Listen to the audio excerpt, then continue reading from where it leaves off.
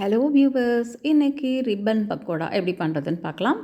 ஒரு கப்பு கடலை மாவு, ஒரு கப்பு அரிசி மாவு, 1½ டீஸ்பூன் சில்லி பவுடர், 1 டீஸ்பூன் ஓமம் பொடி பண்ணி வச்சுருக்கேன், 1 டீஸ்பூன் உப்பு, கொஞ்சம் பெருங்காய பொடி நல்லா கலந்து விட்டுடுங்க. 1 டேபிள் ஸ்பூன் அளவுக்கு ரூம் டெம்பரேச்சரில் இருக்கிற வெண்ணெயை போட்டு நல்லா கையால் கலந்துட்டு கொஞ்சம் கொஞ்சமாக தண்ணி தெளித்து பிசையணும்.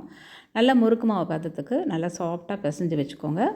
இப்போ ஆயிலை ஹீட் பண்ணுவோம். முறுக்கு நாழியில் நல்லா எண்ணெயை தடவி வச்சுக்கலாம். லாக் பண்ணிவிட்டு முறுக்கு மாவும் கொஞ்சம் வேணுங்கிறத அதில் போட்டு ரெடி பண்ணிக்கலாம்.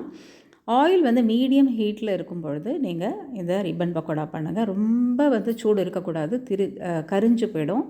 அதனால் கொஞ்சம் மீடியம் அண்ட் லோ மாறி மாறி வச்சு பண்ணி எல்லாம் பண்ணிவிடுங்க. ரொம்ப ஈஸியாக பண்ணிடலாம். கொஞ்சம் கூட ஏமாற்றாமல் சூப்பராக வரும்.